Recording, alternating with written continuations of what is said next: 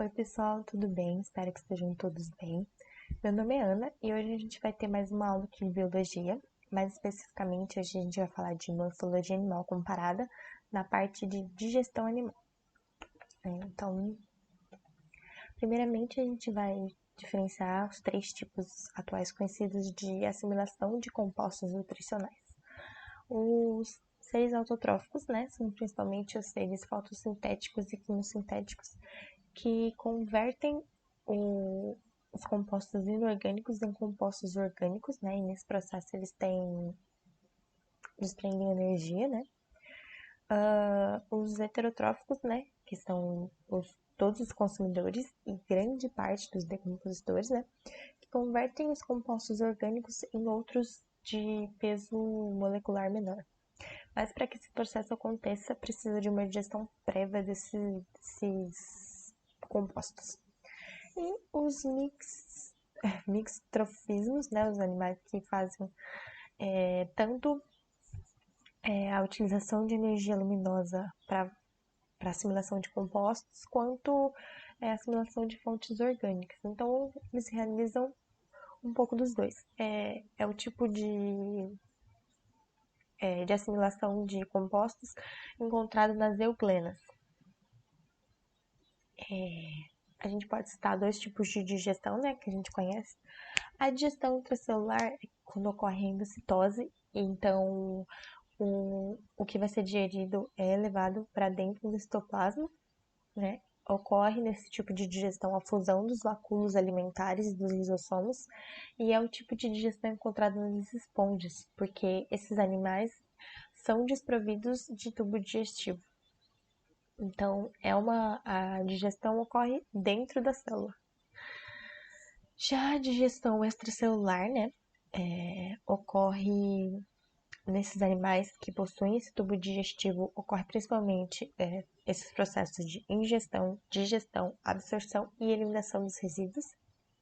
Então, essa digestão pode ser química ou mecânica. Química quando a quebra, né, molecular dos compostos através das enzimas, ou ela pode ser mecânica, que é uma quebra do alimento, uma quebra física mesmo, dos compostos em compostos menores, né? Para aumentar a superfície de contato e de absorção e a superfície onde as enzimas podem atuar. Quando os alimentos são grandes demais para fagocitose, né, elas não conseguem entrar dentro da célula, então uma digestão extracelular. Os quinidários são os primeiros animais a apresentar essa cavidade gastrovascular. Ela é dita gastrovascular porque, além de realizar a digestão, ela é responsável pela distribuição dos nutrientes. Eles realizam digestão intra e extracelular, né? Os animais que são dotados de duas cavidades, né, duas aberturas para o exterior, são animais que têm um sistema digestório completo, né, possuem boca e ânus. E nesse tipo de sistema digestório, ele abre margem para o surgimento de uma diversidade de morfologias diferentes do tubo, uma possibilidade de especializações do tubo. Já animais que possuem um sistema digestório incompleto possuem apenas uma abertura para o exterior, que é o caso também dos plateumintas, né? Que são animais de sistema digestório incompleto, possuem apenas uma cavidade para o exterior. E também realizam digestão intra e extracelular e possuem o intestino todo ramificado, né? Essa ramificação do intestino aumenta a superfície de contato com os compostos, né? Melhorando a absorção, distribuição dos nutrientes, enfim. Daqui para frente, os demais filos possuem sistema digestório completo, ou seja, possuem duas aberturas, boca e ânus. Com exceção dos que a gente falou anteriormente, quinidários, plateumintos e os poríferos, né? E os poríferos são os que realizam a digestão intracelular, né? As esponjas. Falando por exemplo, que eu citei para vocês que animais que possuem um sistema digestório completo abre margem para uma diversidade de especializações no tubo, as minhocas possuem um papo, que armazena o alimento, e a moela, que é responsável pela trituração do alimento. Possuem um sistema digestório completo e possuem uma dobra no intestino, chamada de tiflossole, não sei se é assim que fala certinho, mas que essa dobra aumenta a superfície de absorção. A gente vai ver mais pra frente que existem nos demais filos essas mais dobras no intestino e dobras nas células do que compõe o intestino. Nos próximos que a gente vai mais para frente, porque isso é uma adaptação que melhora, aumenta a superfície de absorção e de contato com esses compostos alimentares. Por exemplo, os peixes aqui ainda, os peixes cartilaginosos, por exemplo, os tubarões, eles possuem uma válvula chamada válvula espiral que aumenta a absorção dos nutrientes, ó, aqui no intestino, é possível, nessa imagem eu consigo ver, né? Que é uma superfície de aumento de absorção, aumento de contato com o que está sendo digerido. E os peixes ósseos possuem os secos pilóricos, que aumentam a área de absorção também, a superfície de contato com o que vai ser digerido. Daqui para frente, os demais filos possuem velocidades e microvelocidades, que é o que eu estava comentando. As velocidades são as dobras na parede intestinal, que aumentam a superfície de contato, e as microvelocidades são projeções citoplasmáticas nas células. Então, ó, aqui tem a parede do intestino, essas são as velocidades, e esse é um zoom das velocidades, ó. Então, elas são dobras, o alimento aumenta a superfície de contato, e aqui as células que compõem a parede do intestino também possuem essas dobras, que são chamadas de microvelocidades, que aumentam mais ainda a superfície de contato para absorção de água, de sais, né? Então, são importantíssimas para vamos falar desse melhoramento da superfície de absorção. As aves, agora falando, possuem no seu sistema digestório um papo, né, que armazena o alimento e é onde ocorre a hidratação. É uma câmara de fermentação, então o alimento é amolecido, né, ele é hidratado e podendo, né, as mães poderem alimentar os filhotinhos, né, com esse alimento já pastoso, já hidratado, né, então passa do papo para o filhote. Do papo, elas possuem o estômago, que é dividido em prooventrículo, né, onde ocorre a digestão enzimática pelo suco gástrico, e a moela, que é onde ocorre a digestão mecânica. Na moela podem ser, como fala, guardados, não era guardados que eu queria falar, mas armazenados sólido, por exemplo, pedrinhas ou coisas que ajudam na trituração mecânica desse alimento, né, ingeridas na própria alimentação. Então, compostos sólidos mesmo, assim, que auxiliam nessa digestão mecânica, que podem ser ingeridos na própria alimentação da ave. E a cloaca, que é a abertura, segunda abertura, que é por onde saem as excretas do sistema digestório, reprodutor e urinário, ou seja, xixi, cocô e gametas saem pelo mesmo buraquinho. O guano, que é excretado pela cloaca, são as excretas nitrogenadas e fezes. Os mamíferos, subdivididos em carnívoros, herbívoros e onívoros, apresentam tamanhos de intestinos diferentes, né, de acordo com a sua alimentação. Os carnívoros possuem intestinos mais curtos, em comparação com os herbívoros, porque os herbívoros eles ingerem celulose na sua alimentação. E a digestão da celulose ela só é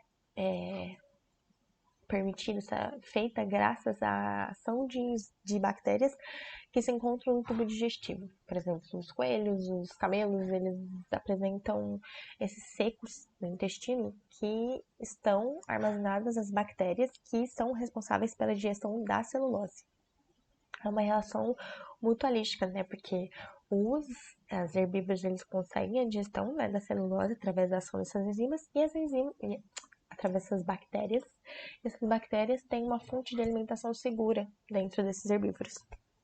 E os onívoros, que se alimentam tanto de carne quanto de compostos com celulose, eles possuem intestinos intermediários, justamente porque eles comem um pouquinho de cada coisa. Falando especificamente dos mamíferos ruminantes, né? Os mamíferos ruminantes, para quem não sabe, a ruminação é o processo de regurgitar o bolo alimentar e remastigar substâncias fibrosas que foram indigestas na primeira mastigação. Então, as bactérias digestoras da celulose, nesse caso, nesses animais, elas estão armazenadas no estômago. E o estômago tem 4 cavidades, ele é dividido em 4 cavidades. Que é o rumen, ou a pança, que onde ocorre a fermentação, digestão por micro-organismos, assim como no rentículo, né? O rumen é uma câmara de fermentação. Então, ocorre essa primeira mastigação, aí o animal rumina, regurgita, né? E engole de novo o alimento, né? Mastiga de novo. Então, o que é um processo de digestão mecânica que auxilia, né? A continuação dessa digestão. Depois passa para o omasto, que é onde ocorre a absorção de sais, minerais e de água, né? Na segunda mastigação. E depois passa para o abomaço, que é onde ocorre a digestão das proteínas. Agora falando do sistema digestório humano. A nossa digestão começa na boca já. E a gente tem 3 processos acontecendo já, 3 processos digestivos já se desenrolando, né? 2 mecânicos e 1 enzimático, químico, né? A mastigação e a deglutição. A mastigação pelos dentes e a deglutição pela língua, né? A ação da língua. E a saliva, que é a ação enzimática, no caso, a digestão química. As 2 primeiras são digestão mecânica, essa terceira é digestão química. A saliva, ela é basicamente composta por amilase ou ptialina, que já ocorre o primeiro processo de digestão do amido. Essa saliva, ela é produzida pelas glândulas salivares, né? Que são encontradas a glândula submandibular, sublinguar e parótida, né? Que é um esquema da boca, assim, mais amplificado, onde a gente pode ver onde estão cada uma das glândulas. E elas são responsáveis pela produção dessa saliva. E a saliva, ela é constituída de muco também, que protege contra o atrito dos alimentos. A cavidade bucal é circundada acima pelo palato duro e mole, né, que é o céu da boca, e ao fundo a úvula, que é aquela coisinha que fica pendurada.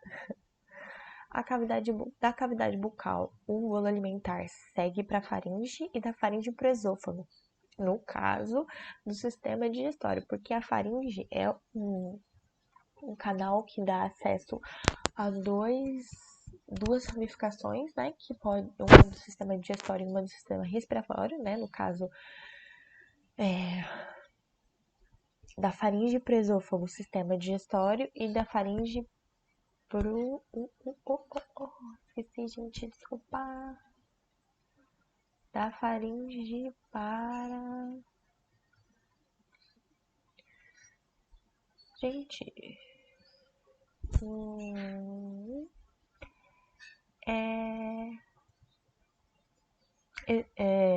Desculpa.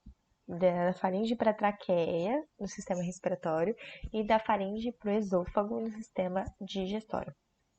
Então, o que regula a passagem do alimento ou o bloqueio desse alimento é a epiglote, que é essa, como se fosse essa tampinha aqui, né?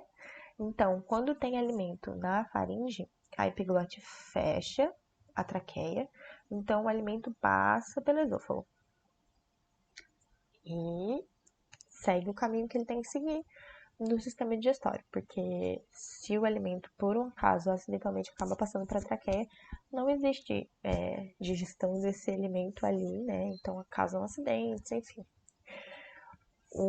a função da epiglote é justamente não deixar o alimento passar para o caminho errado. Então, quando existe alimento na faringe, a epiglote fecha a traqueia e o alimento segue pelo esôfago. No esôfago, o alimento desce pelos movimentos peristálticos dos músculos lisos. Esses movimentos são uma constante abertura e fechamento do tubo. O alimento vai seguir do seu esôfago para o seu estômago, independente da posição que você esteja. Se você estiver de ponta cabeça, o alimento vai continuar indo do esôfago para o estômago através desses movimentos peristálticos. A cárdia, que é uma esfíncter, que é um anel muscular que está entre o esôfago e o estômago, aqui, que controla a abertura e o fechamento, né, desse tubo para a passagem do bolo alimentar. A última esfíncter que a gente vai ver é o ânus, né, do nosso sistema digestório. É o último controlador de saída e abertura. Do esôfago vai para o nosso estômago, que é o principal reservatório de alimento no tubo digestivo. No estômago está situado no nosso suco gástrico, né, que é excretado na luz do estômago, né, que é a cavidade aqui. Esse suco gástrico é extremamente ácido, com pH bem próximo de 2, graças à presença do ácido clorídrico, e ele também é composto pela pepsina, que é a principal enzima que converte as proteínas em peptídeos menores, né? E como esse suco gástrico é extremamente ácido, como que as células do estômago não são digeridas também? Elas são protegidas por muco, mas ocorre sim das células serem digeridas, serem danificadas e morrem, né? E a todo tempo são trocadas através da divisão celular, né? Então são sempre renovadas. O estômago de um recém-nascido produz também a renina, que é a enzima que digere a caseína, né, que é a proteína do leite, mas depois que o indivíduo cresce, ele para de produzir essa enzima, né, para de se alimentar só de leite, então para de produzir essa renina. O bolo alimentar sofre uma mudança muito grande agora, né, graças à digestão do suco gástrico, então ele para de ser chamado de bolo alimentar e passa a ser chamado de quimo. O estômago é um facilitador da digestão proteica, né, que é essa grande transformação, né, desse bolo alimentar, né, que é bem digerido já no estômago, né, com a ação do suco gástrico. Do estômago vai para o intestino delgado e no intestino delgado é onde ocorre a maior parte da digestão e absorção de nutrientes. O intestino delgado é subdividido em 3 partes: o duodeno, o jejúnio e o ilíaco. Há uma completa modificação desse quimo agora com a adição de 3 sucos, né? Que é a bile, o suco pancreático e o suco entérico. A gente vai ver mais pra frente, no próximo slide, do que são compostos cada um desses certinho. E nesse intestino delgado ocorre a digestão enzimática, né? Na parte final, mais especificamente, né? E a área de absorção é aumentada pelas dobras, velocidades e microvelocidades das células que a gente viu anteriormente, né? Que são as dobras do intestino e as dobras das células que compõem o intestino, aumentando a superfície de contato e melhorando a área de melhorando a absorção, né? Com uma maior área de absorção. Então, os 3 sucos que atuam no intestino delgado são a bile, o suco pancreático e o suco entérico. A bile é responsável por uma parte da digestão não enzimática, não química, não tem enzimas a bile. A bile é composta por sais biliares, que são compostos que a partir do colesterol emulsificam os lipídios. É como se fosse semelhante à ação do detergente na gordura, entendeu? É uma digestão mecânica, não é uma digestão química, como eu falei, né? Porque não possui enzimas. E essa bile é produzida pelo fígado e é armazenada na vesícula biliar. O suco pancreático é composto de bicarbonato de sódio, que neutraliza a acidez do químio, de enzimas proteases que quebram ligações peptídicas, né? Quebram as proteínas. Lipase pancreática, que digere triglicerídeos, né, gorduras.